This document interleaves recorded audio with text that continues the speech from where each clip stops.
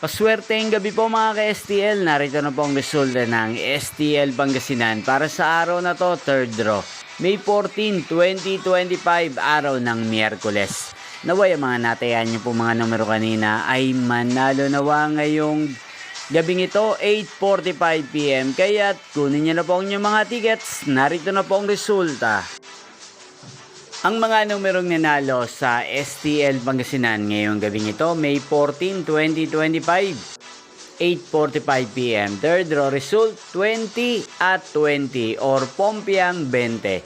Sa lahat po ng tumaya kanina sa STL Pangasinan para sa third draw ng 20 at 20 or Pompiang 20, congrats po sa inyo, panalo po kayo. At ngayong gabing ito sa STL Pangasinan, atin pong i-shoutout si Ate Rita ng Pangasinan na nanonood din po sa channel na to. Shoutout po sa inyo, Tirita. Sana po ay swertihin din ang mga numerong tinataya nyo sa STL Pangasinan. Sana ay nasa mabuti po kayong kalagayan. Kaya shoutout po natin si Kuya Michael ng Pangasinan na nakasubaybay din sa channel na to. Shoutout po sa inyo. At sa lahat po ng mga taga Pangasinan dyan, especially sa aking mga subscribers, shoutout po sa inyo. Inyo pong napanood ang resulta ng STL Pangasinan sa channel na to, Roderick Hernandez TV.